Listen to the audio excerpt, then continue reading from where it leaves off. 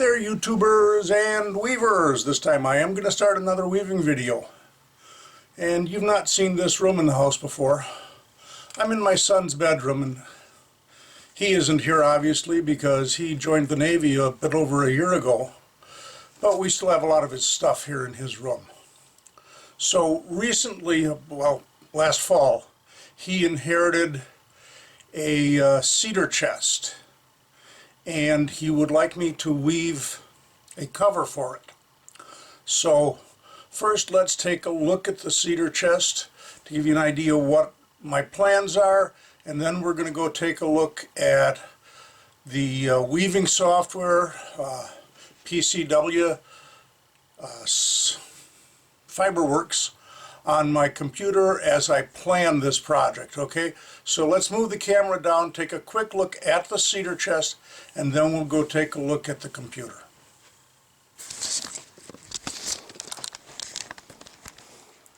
So there's the Cedar Chest. It's about 18.5 inches wide by 48 inches long. And my goal is to make a piece that will cover it so we can protect this nice shiny surface. And so I'm going to make something about 24 inches wide by maybe 60 inches long, plus or minus an inch or two. But that's the goal of this project. And this will be a multi-video project. But let's get started, at least on the planning phase at this point. I'm going to start by trying to give some idea of how Overshot is designed.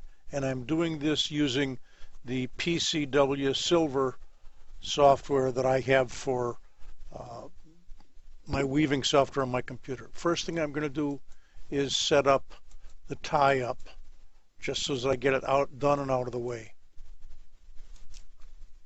So I'm doing it for the 4 treadles that would be for the pattern weft. I'm not going to show the tabby weft in this video, but trust me, it would be there when I was actually doing the weaving, and that's why these other 2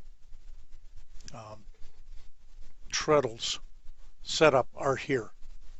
So you can think of Overshot as a block pattern where you have blocks of threads together that make the pattern. And in Overshot there traditionally are 4 blocks, but each block is made up of multiple threads. So for example, if my first block were on shafts 1 and 2 alternating, shaft 1, shaft 2, shaft 1, shaft 2, shaft 1, shaft 2, that might be my first block of warp threads. My second block of warp threads is going to share this shaft 2 thread with the next block, and that block will be shaft 2, 3, 2, 3, 2, 3. Now this block here, that is the second block or group of warp threads, shares the shaft 3 thread with the next block, which is shaft 3, 4, 3, 4, 3, 4. And the final group is going to share this 4. Remember, there's no 5, so we're going to go down to 1, and we'll have a block composed of shafts 4 and 1, 4 and 1, 4. Okay, so that's the 4 blocks that I'm dealing with. And I'm going to now put in the pattern weft and how it would look. So I'm going to do 5 threads, no, I think I'll do 4 threads of each block. So where this treadle number 1 would be for the first block. 1, 2, 3, 4. Okay. The second, and you can see that when I did that, I'm lifting up on the warp threads, which means that the weft threads in block 1 are completely hidden by warp threads. But in block 3, because this raised shafts 1 and 2, shafts 3 and 4 stayed down, and my weft threads laid over the top of the warp threads, or they shot over the warp threads, or they are overshot of the warp threads. Now let's try shaft 2, or block 2 I should say. 1, 2, 3, 4. Block 2 on treadle number 2. In this case, it's a half tone because we're raising shafts 2 and 3, but shaft 1 from block 1 is not raised, so that gets the blue, but shaft 2 is, so that gets the white over it. And the block 2 warp is completely hidden because, or the block 2 weft is completely hidden because those shafts were raised. And the block 4 weft is completely visible because it is underneath the weft. So the weft is over the warp. Let's try the third block, or the third treadle. It's exactly the opposite of the first one, because you notice in the first one we had shafts 1 and 2 raised. Here we have shafts 3 and 4 raised. So we have our overshot is going over block 1 and under block 3. Then the fourth block from the fourth treadle is like this. Again, we have block 2 has the weft over it, and block 4 has the warp on top. So our pattern, our blocks, basically we have a block here, a block here, a block here, and a block here showing warp, and then we've got some halftones and we've got full weft showing blocks. And if I go over to this side and click to show the back, we get exactly the opposite, which we would expect. So that's kind of the block theory of overshot.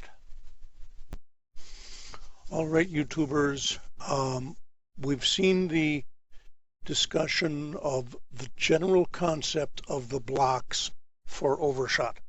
So now I'm going to be using my PCW Silver software to actually design the fabric that I'm going to make. And my pattern is going to be loosely based on the Murphys Diaper weave, which is on page 115 of a hand weaver's pattern book by Marguerite Porter Davidson. Some people call that the Green Book. Now I'm going to start out doing something a little different. I'm not following her pattern exactly. So I'm going to put in that bit of yellow. Those will be the threads that I am adding to her pattern. And what I'm going to leave in white is what the original pattern was. So let's start by just looking at what she recommends, and we'll do that right here. And we start with 1, 2, 3, 4, 3, 2, 1. Then 4, 3, 4, 3, 2, 3, 2, 1, 2, 1, 4, 1, 4, 1, 4, 1, 4, 1, 2, 1, 2, 3, 2, 3,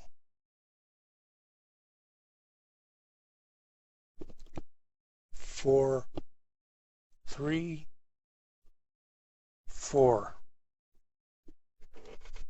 Yep, those are symmetrical, looks good. And now we'll do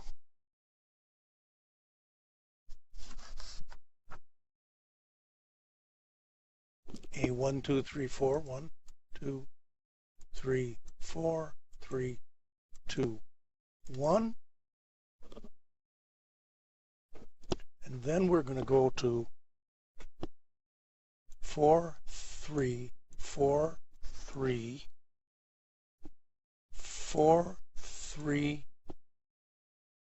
2, 3, 4, 3, 4, 3, 4, and we need to move over a little bit, so we're going to finish this with a 1, whoops, here, 1, 2, 3, 4, 3, 2, 1. Okay, so I'm going to have to shrink this a little bit so you can see it better. But that's the pattern that is in the book. Okay, and then I am adding the threads that are going to be yellow, and for those it's going to be 1, 2, 4, 3, 2, 1, 4, 3, 2, 1, 4, 3, 2, 1. Okay.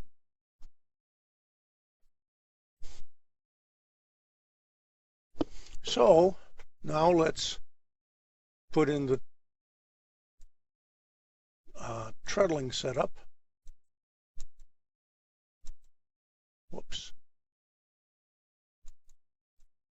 And shafts 5 and 6 here would be for the tabby, but we're not doing that. So now let's take a look at what this is going to look like when we actually start weaving. And it's going to be 1, 2, 3, 4, 3, 2, 1,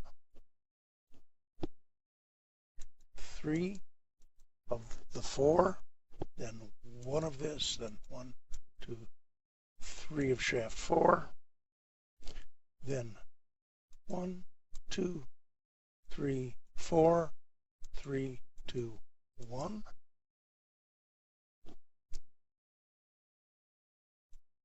Shaft 4 twice, shaft 3 twice, shaft 2 twice,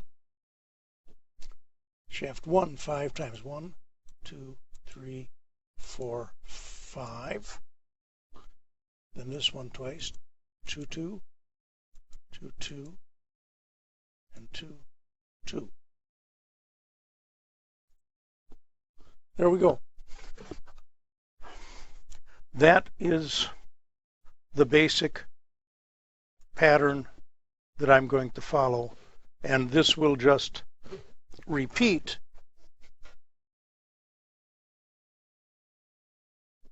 across. Well, not completely repeat, because we're going to add, let's go back up here to yellow. 1, 2, 3, 4. 1, 2, 3, 4. What we're going to do is add this.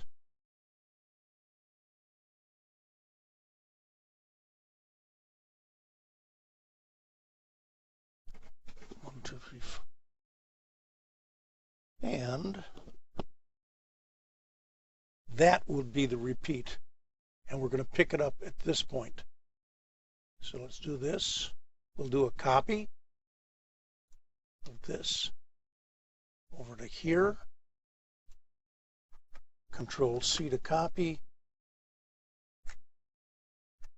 Go down to here, Control V to paste, and shrink it so you can see it.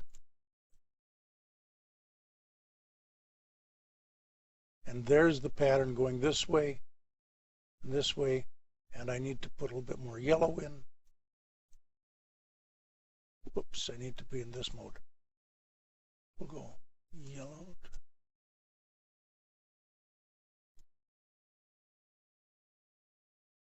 So what I've done is I'm adding the threads that are in yellow to this pattern.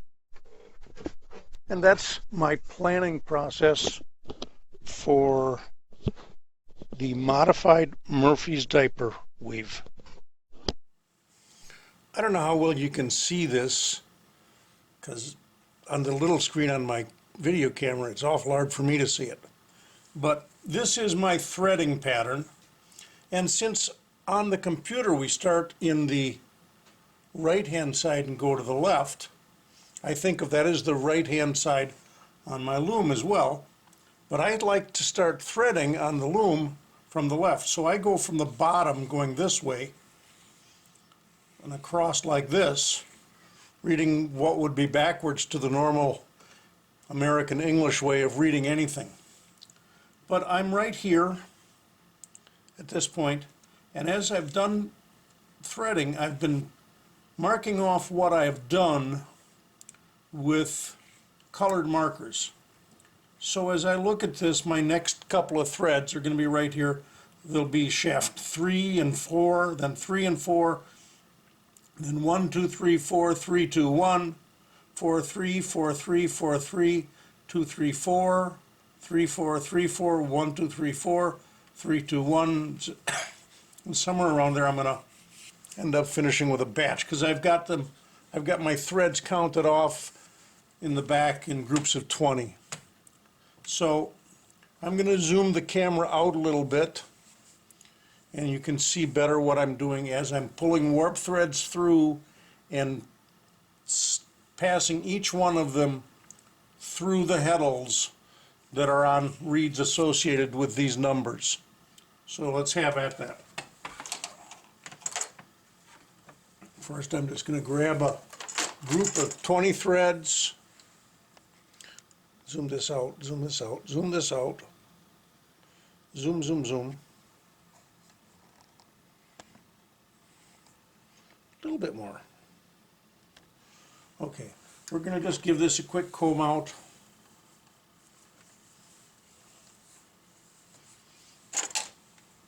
And the next few threads are going to be on shafts 3, 4, 3, 4. So we'll grab 2 heddles from shaft 3, 2 heddles from shaft 4, move them over to a working area.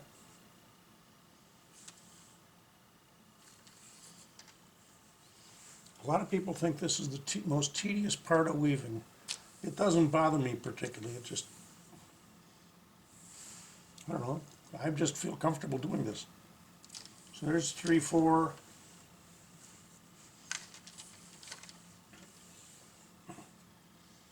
Grab 2 more threads, or 1 more thread actually. There's shaft 3. Heddle on shaft 4.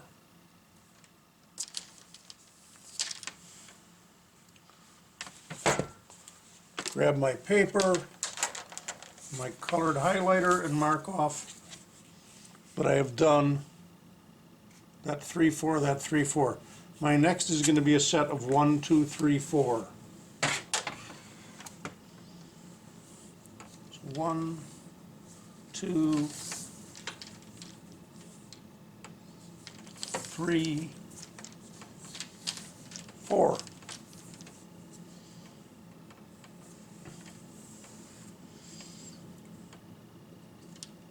Through the heddle on shaft 1, grab my next thread, through the heddle on shaft 2, push it over, through the heddle on shaft 3, push it over out of the way, and through the heddle on shaft 4.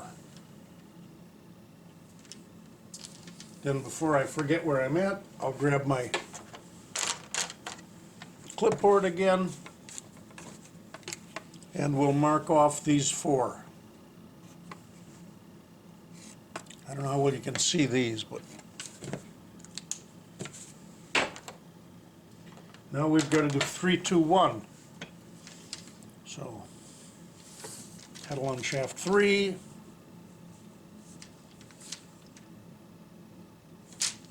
heddle on shaft 2, heddle on shaft 1, grab a thread,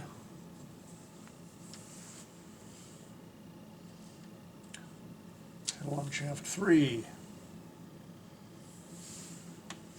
thread on shaft 2,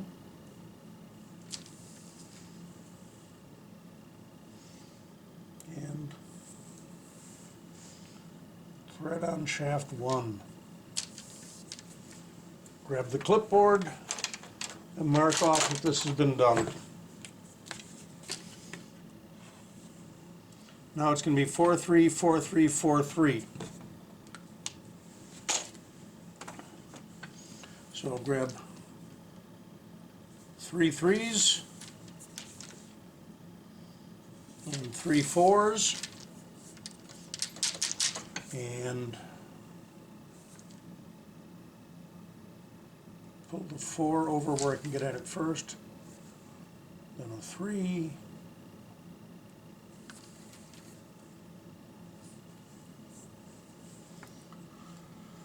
okay, so there's a thread on the heddle of shaft 4, now a thread on the heddle of shaft 3, move it out of the way,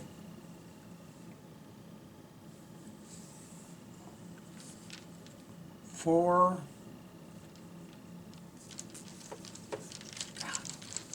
every once in a while they get kind of tangled at the very top, 4,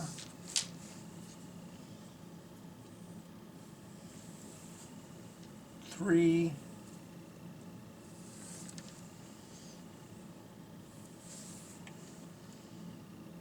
4,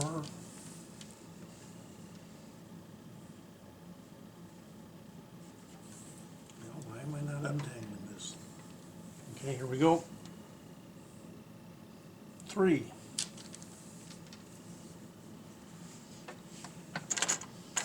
And again, we'll mark off that that's done.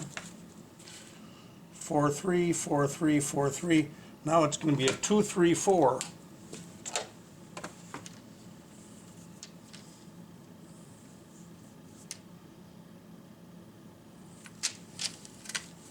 Two, 3, 4 heddles, grab the threads, 2,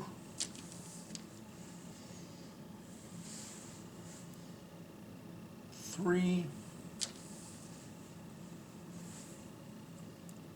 4. Okay, so there's a group of 20 threads. I'm just going to give them a quick little comb out.